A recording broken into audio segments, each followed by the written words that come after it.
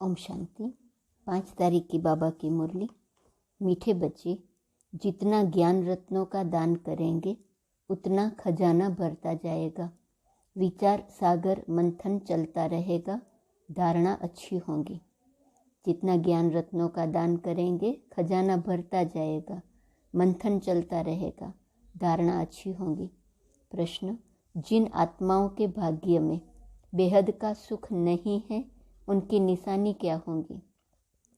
उत्तर, वह ज्ञान को सुनेंगे लेकिन ऐसे जैसे उल्टा गड़ा, बुद्धि में कुछ भी बैठेगा नहीं।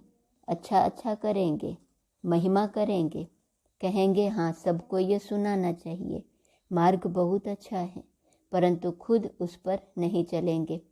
बाबा कहते यह भी तकदीर, तुम बच्चों का फर्ज है सर्विस करना। हजारों को सुनाते रहो, प्रजा तो बनती है। माँ बाप मिसल बेहद के बाप से वर्षा लेने का पुरुषार्थ करो। नॉलेज को धारण कर आप समान बनाते रहो। गीत तकदीर जगाकर आई हूँ। ओम शांति। तकदीर सदैव 2 प्रकार की होती है, एक अच्छी दूसरी बुरी, एक सुख की दूसरी दुख की। भारत के सुख की तकदीर भी है तो दुख की तकदीर भी है। भारत ही सुखधाम था, भारत ही दुखधाम है।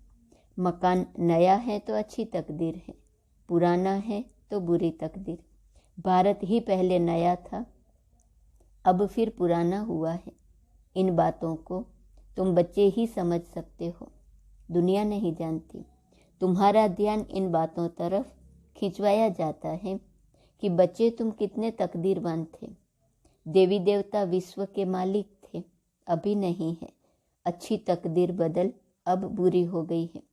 अच्छी तकदीर कैसे और कब होती है यह समझने की बात है। समझाने वाला एक ही बेहद का बाप है। भारत की ऊंच तकदीर कब थी? जब स्वर्ग था। बुरी तकदीर अब है। गाते भी हैं हे पतित पावन, आकर हमारी पावन तकदीर बनाओ। भारत पावन था तो जबरदस्त तकदीर थी। अभी वही भारत पतित है क्योंकि विकारी है। विकारी और निर्विकारी दोनों होते हैं। हम अगर इस समय निर्विकारी बनेंगे तो देवता बनेंगे। अब बाप को बुलाते रहते हैं। कुंभ के मेले पर भी जरूर गाते होंगे पतित पावन सीताराम। पतित पावनी नदी तो है नहीं। मनुष्यों की जब तकदीर बुरी होती है तो कितने पत्थर बुद्धि हो जाते हैं। दुख और सुख का यह खेल है। दुख कौन देते हैं, सुख कौन देते हैं?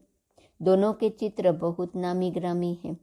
सुख के लिए परमपिता परमात्मा को याद करते हैं, हे दुख हरता सुख करता।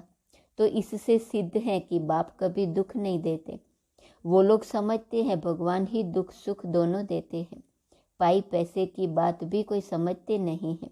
अभी तुमको बाप ने पारस बुद्धि बनाया है, बुद्धि का ताला खोला है। तुम जानते हो सृष्टि का चक्र फिरता रहता है। सृष्टि पुरानी होती है तो उसमें दुख है। अभी तुमको 3 आंखें मिली हैं, तुम सबको समझा सकते हो, जबकि गाते हो पतित पावन आओ, फिर नदी पर क्यों आकर बैठे हो? यह यज्ञ तप आदि करना, वेद शास्त्र आदि पढ़ना सब भक्ति मार्ग है।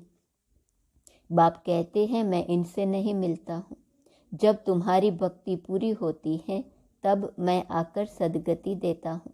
योग का भी ज्ञान चाहिए, पावन बनने के लिए भी ज्ञान चाहिए। शास्त्र पढ़ने से तो पावन बनने की कोई बात नहीं। विवेक कहता है भारत जब पावन था, संपूर्ण निर्विकारी था, तब धनवान भी बहुत थे। ऐसे धनवान और पवित्र किसने बनाया? क्या गंगा स्नान करने से बने या शास्त्रों को पढ़ने से बने? यह तो तुम करते ही आए हो, फिर भी पुकारते हैं हे पतित पावन आओ। जब पतित दुनिया का समय पूरा होगा तब ही पतित पावन बाप आकर स्वर्ग की स्थापना करेंगे। पावन दुनिया है सतयुग, पतित दुनिया है कलयुग। यह कोई समझते नहीं है कि पतित पावन एक ही परमात्मा है। गाते हैं पतित पावन सीताराम, उसका अर्थ भी बाप ही समझाते हैं कि सभी सीताओं का राम एक ही परमात्मा है। कहते हैं सबका दाता राम, दाता क्या? यह भी नहीं समझते हैं। बाप समझाते हैं सबका दाता राम तो एक निराकार ही है। बुद्धि को बिल्कुल ताला लगा हुआ है, बुद्धि में बैठता ही नहीं है। सतयुग में सब पारस बुद्धि है, नाम ही है पारसनाथ पारसपुरी। तुम बच्चे भी इस समय पारसनाथ बनते हो। आत्मा गोल्डन एज बनती है, अभी आयरन एज बुद्धि है। गोल्डन एज बुद्धि सुख उठाते हैं, आयरन एज बुद्धि दुख उठाते हैं। मनुष्य विष के पीछे हैरान होते हैं। पवित्र बनने में देखो कितना हंगामा करते हैं। गाया भी हुआ है कंस, जरासंध, दुशासन, पूतनखा, शूर्पणखा। यह सब पास्ट की बातों का गायन है। जरूर संगम युग का ही गायन है। हर बात संगम की ही गाई जाती है। बाप कहते हैं मैं भी पतितों को पावन बनाने एक ही बार आता हूँ। तुम जानते हो कि बाबा का धंधा ही है पतितों को पावन बनाना। बाप रचयिता है तो जरूर नई दुनिया ही रचेंगे। रावण है पतित बनाने वाला, बाप है पावन बनाने वाला। उसका यथार्थ नाम शिव है। शिवरात्रि भी मनाते हैं। रात्रि का भी तुम अर्थ समझते हो।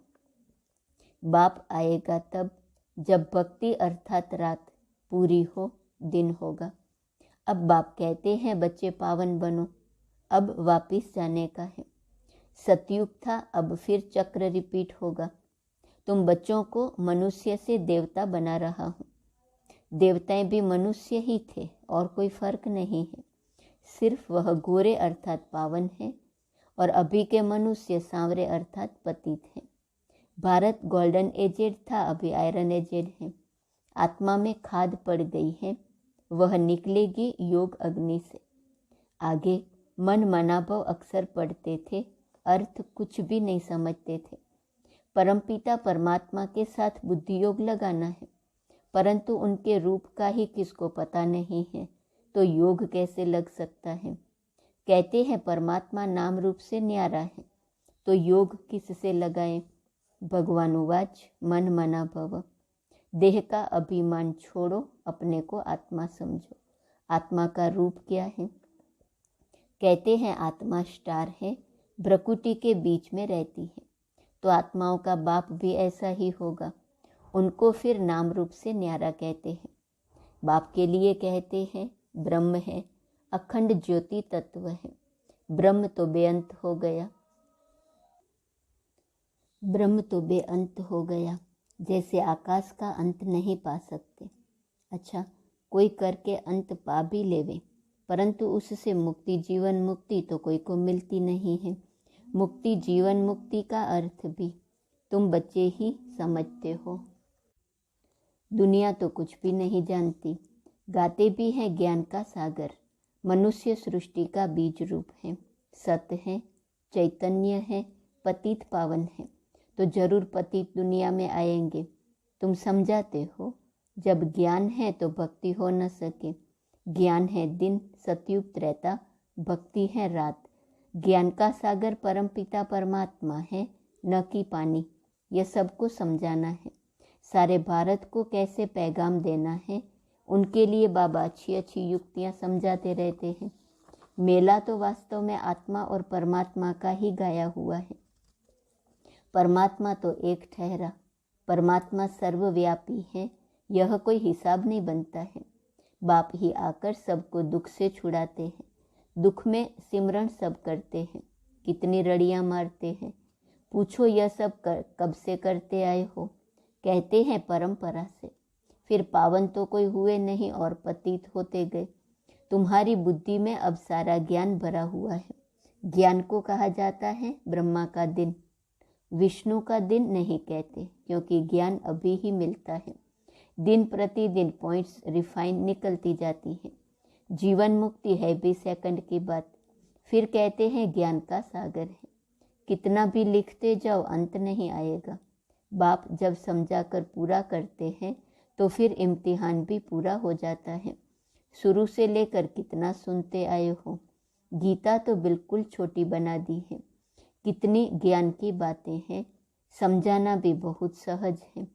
बरोबर सतयुग में एक धर्म था, अभी तो कितने धर्म हैं, कितना हंगामा है। आपस में ही हंगामा हो गया है। एक धर्म था तो लड़ाई आदि का नाम नहीं था, सुख ही सुख था। चक्र का राज बुद्धि में है। बच्चों को समझाया है, तुम 84 जन्म कैसे लेते हो, चक्र रिपीट होता है। अभी तुम तमो प्रधान से सतो प्रधान बन रहे हो योग बल से। तुम अभी आस्तिक बने हो, त्रिकालदर्शी भी बने हो। दुनिया में और कोई भी रचयिता और रचना को नहीं जानते हैं, तुम बच्चे ही जानते हो। परंतु धारणा कर औरों को नहीं समझाते हैं तो पॉइंट्स भूल जाती हैं। एक माल बुद्धि में नहीं बैठता है तो दूसरा कैसे बैठेगा। दान देते जाएंगे तो खजाना भरता जाएगा। विचार सागर मंथन चलता रहेगा। किसको कैसे समझाएं। भक्ति की महिमा तब है जब ज्ञान नहीं है। जो सर्विस पर हैं उन्हों की बुद्धि में नशा रहता है। नंबरवार तो है ही। महारथी वह जो दूसरों को आप समान बनाते रहते हैं, नॉलेज धारण करते हैं, पद भी उनको ऐसा मिलता है। यह मेहनत सारी गुप्त है। तुम बाप के बने हो तो समझते हो, बाप से जरूर स्वर्ग का वर्षा मिलेगा। वहाँ रावण होता नहीं। रावण का राज्य ही अलग है, राम राज्य अलग है। तुम बच्चे अभी समझते हो कि रामायण भागवत आदि में सब इस समय की बातें हैं, गुड़ियों का खेल है। बाप समझाते हैं इस समय सारा झाड़ तमो प्रधान है, खत्म होने का है। तुम्हारी बुद्धि में सारा राज है। समझाने के लिए कितनी युक्तियां बताते रहते हैं। समझेंगे फिर भी कोटों में कोई सैपलिंग लग रहा है। जो और धर्मों में कन्वर्ट हो गए हैं वह सब निकल आएंगे। हिंदू वास्तव में है असल देवी देवता धर्म के। समझाना है, तुम भारतवासी देवी देवता नस्ल के हो न। देवी देवताओं को ही पूजते हो, देवता ही तुम्हारा धर्म है। पहले तुम देवता थे, फिर तुम क्षत्रिय वैश्य शूद्र बने, अब फिर तुम ब्राह्मण बन देवता बनो। हम समझाएंगे भारतवासियों को। अब सैपलिंग लगता है। बाप बैठ समझाते हैं, मैं कैसे शूद्र से कन्वर्ट करता हूँ। ब्राह्मण बन फिर देवता बनेंगे। कितनी समझानी अच्छी है। तुमसे कोई पूछे शास्त्र पढ़े हुए हो, बोलो भक्ति मार्ग में शास्त्र सब पढ़े हैं, परंतु सदगति तो बाप ही आकर करते हैं। तब तो तुम उनको बुलाते हो ना कि हे पतित पावन आओ। युक्ति से समझाओ तो समझेंगे जरूर। समझाने के लिए बच्चों में हिम्मत चाहिए। ड्रामा तुमसे सर्विस कराएगा ऐसे देखने में आता है। कल्प पहले भी इसने इतना पुरुषार्थ कर यह पद पाया। बाबा से वर्षा पाने का पुरुषार्थ पूरा करना है। जबकि बाप का वर्षा मिलता है तो हम रावण के वर्षे को हाथ क्यों लगाएं। क्यों न मीठे बन जाएं। सर्वगुण संपन्न बनना है।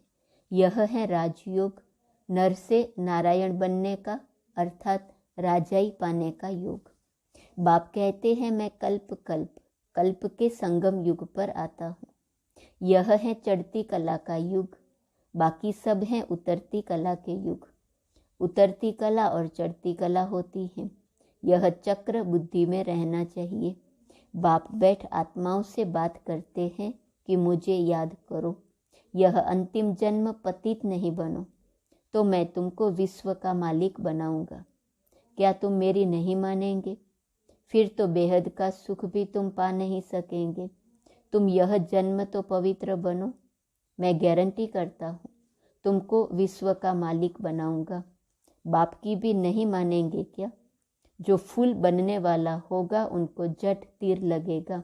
भाग्य में नहीं होगा तो सुनेगा ऐसे जैसे उल्टा गड़ा।